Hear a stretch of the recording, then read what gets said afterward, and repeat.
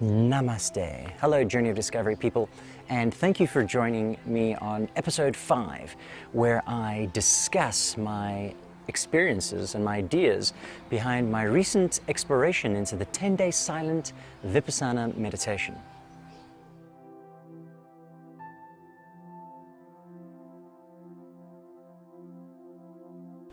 All right, so today I'm going to touch on my experiences and my understanding of what I learned at this 10-day Vipassana Silent Meditation Course. And I'm going to touch on 3 main things.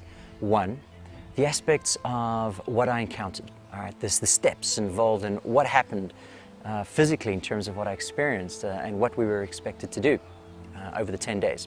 2, I'm going to touch on the technique and how I understood it, and how I believe it can help us to better understand ourselves and to train our mind. And 3, I'll touch on the overall, what's the idea? Not philosophy, but the overall importance, I suppose is what I want to say, the overall importance of how this technique and practice can help us, it can help you to really further develop yourself. We arrived, we had just a few hours, well, I personally just had a few hours to meet a few of the other attendees, get to know them a little bit and find out the reasons for wanting to attend the course. But then they just threw us straight into it. Gave us an overall orientation about what to expect, about what was expected of us, and then we began with the meditations. And every day we're expected to do meditation as often as possible, upwards of 11 hours a day. When we're not meditating, we can spend time in our room, or we're walking around or enjoying lunch times or meal times. And basically every single day they would incorporate a small technique and they would add on to that technique, developing our ability to use this technique, and in doing so recognize how powerful our mind is, and also to recognize how distracted we are with our thinking and how we don't actually control our thoughts. How, if anything, we're a slave to our thinking because our mind just goes off on a tangent. Random thoughts and ideas kind of floating away in our mind, taking us off, and our awareness going with it before we recognize, wait a minute, I'm not actually doing what I should be doing, and bringing ourselves back to the meditation. When we weren't meditating in the group hall, we were asked, or at least offered, the opportunity to go to our rooms to meditate. But invariably, when you're in a room situation and there's no one watching you, while I did meditate most of the time, I have to admit, there were times where I just decided to sleep because I was tired, or because it was just felt like so much work to have to focus all the time. Or distract myself somehow, try to, but that was difficult to do.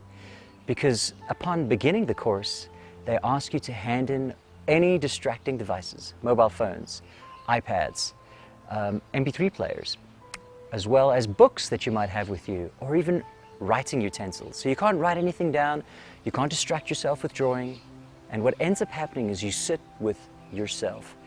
You when you're thinking, and you have no choice but just to be with you, your naked self, not clothed by distraction of devices or material things. So fortunately, I was lucky enough to have a room with a view.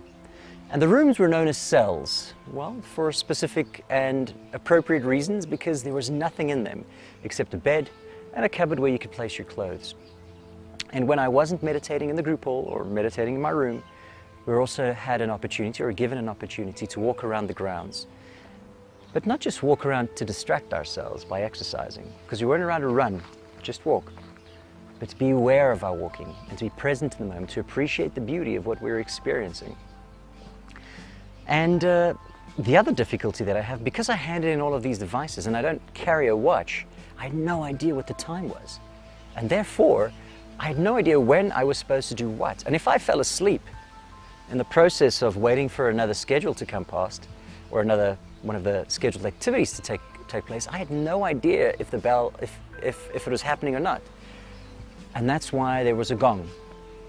They would strike a gong whenever it was time for us to do the next activity as listed on our schedule. And that was the only way I could really tell time. Otherwise, time was irrelevant to me. And it felt so quick at times, or it felt like it took so long at times when I wasn't meditating, when I was sitting there waiting.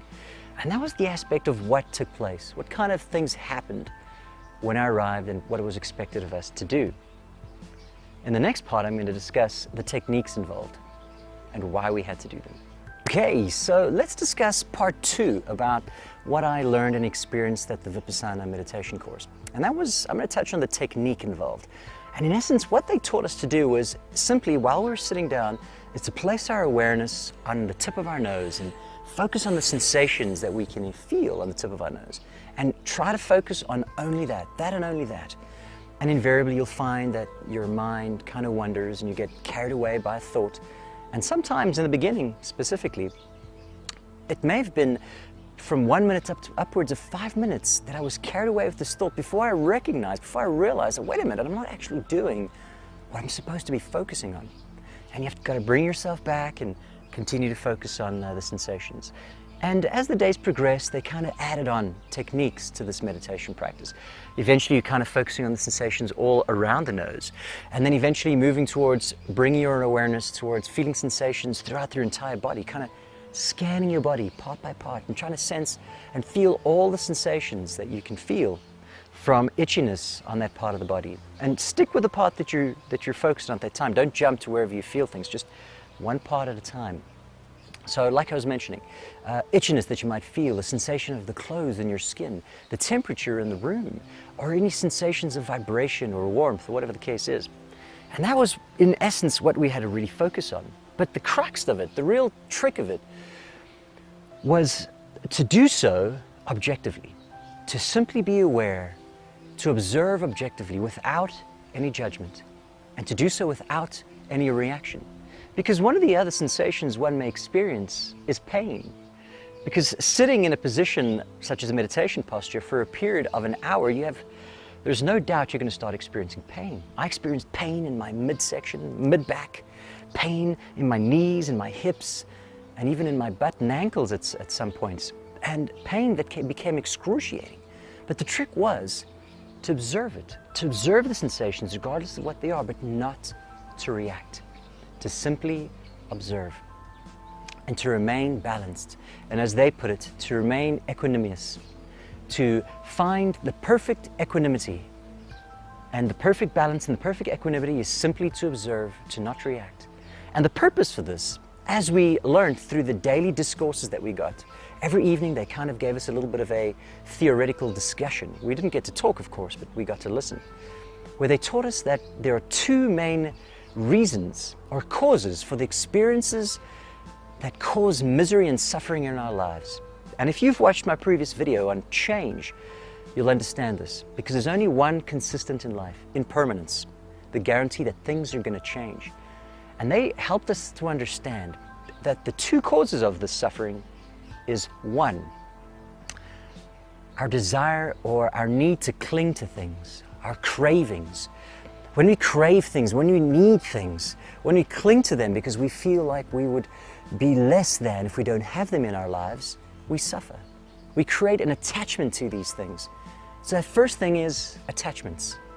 When we attach to things that we think we need, the minute we lose them, the minute they leave our lives, because invariably that's going to happen. The one consistent thing in life is change and impermanence. When we lose these things that we are attached to, we suffer. That's the one thing, attachments. And the second thing is aversions. The moment we react with aversion to something because we don't like it, because it causes maybe physical pain, or it even causes emotional pain and discomfort. We react with pain, we react with aversion. We push it away, we don't want it. The moment we react to that thing with an emotional reaction of aversion or a physical reaction of aversion, we cause suffering. We cannot maintain balance. And through this practice of simply observing, we learn that we should simply observe all things, observe them without reacting, either as a result of 1, attachments, or 2, aversions to these things. And that was in essence the technique. So as I already touched on, I learned how important it is to be aware of oneself, to be aware of the sensations within ourselves. The more aware we are, the more we're able to observe without reacting. the better placed we are to recognize those moments where in the past we may have reacted as a result of an attachment to something or as a result of an aversion to something. The more we can maintain balance, the more we can maintain equanimity, the more we choose not to react, the more we can be at peace, we can be calm with any scenario that we encounter. And I'll give you the example of how this manifested, this understanding occurred from an experiential perspective. Because the one thing I love about the Course is besides teaching us and helping us to understand this intellectually, they give us an exercise to help us understand it experientially so we can have that overall holistic understanding. Because it's all good and all to understand something theoretically, go to university and understand it theoretically, but if you haven't applied it in physical existence, in experiential life, you haven't become truly self-realized. And that's what I realized there. When I was sitting in meditation, experiencing that pain, one of the things that they told us to do was at some points when you find the pain, is just sit with it, to be aware of it, to observe the pain objectively and not to react.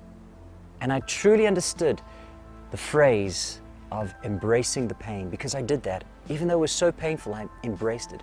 And there was a moment that I experienced where the pain just slowly dissipated, became less and less and less. And it kind of moved towards the center of my back until it eventually just, it literally just disappeared. The pain was gone. It was insane. I've never experienced that in my life before. And I think in that moment, I truly grasped the understanding of the concept, not just theoretically or intellectually, but experientially. And the final concept of how I understood how this applies to our lives is throughout our lives, when we react, when we behave to experiences in particular ways with aversion or with attachment that we needed so much, we can't deal with this thing that's happened in our lives, our loved one leaving us, divorcing us, my car getting stolen, and I need it. I feel like it's a part of me. The minute I can't let go of that and I hold on to this attachment, this clinging, this craving, the moment I'm averse to this painful situation that causes emotional pain within my life, the moment I react, I cause a line in the sand. I kind of draw a line in the sand. And as long as I continue to behave in this scenario, as long as I continue to behave in this way, I continue to draw a line in the sand. And eventually that sand becomes rock, because it becomes hard, it becomes fixed, it becomes the way I always behave in these situations. It becomes the way I always behave in these scenarios. And these become my deeply entrenched negative behavioral patterns. The way I always behave in scenarios, the way I always believe that's the way I always am, that's just the way I behave. And as long as you believe that, you entrench and you cut these lines deeper and deeper into the rock. And the more you practice these meditation techniques, the more you develop this ability to slowly start dissolving these negative behavioral patterns. The more you start dissolving these patterns within our psyche, within our subconscious, and the more you start behaving with balance and with peace and with calm in scenarios and within situations that are the same, where you may have reacted in the past, you now choose to react with calm and balance. And in continuing to do this practice on a day-to-day basis, you can slowly dissolve it, almost filling in that deep line with sand until that behavioral pattern is completely dissolved. And then eventually, what's happening when a situation occurs in your life, a new situation, and you may react in a particular way, and you pick it up in that moment, it's like drawing a line in sand, in beach sand. And when the wave comes and you choose not to react with it, the wave washes that line away. And you haven't entrenched that behavioral pattern in your day-to-day. You've chosen to remain balanced and at peace. And in doing so, you basically become a more peaceful and calming person because you don't react to situations. You just be. You just are. I've gotten so excited and eager to just discuss as many of these concepts as possible. I've missed so many out as well. But I hope this gives you an idea of my experience, of what I learned, and how this practice can actually be very, very beneficial. And if you have any questions, post them down below in the comments section. If you'd like me to explore some new ideas that you're interested in, I'd love to do it. Thank you so much for listening. I will also add a link to my recent video of challenging yourself, because I mentioned it in this video. And if you want to know a little bit more about it and the idea of change and impermanence, please watch the video. Thank you so much for watching. I hope you guys enjoyed it, and I look forward to next week's video. Till then, namaste.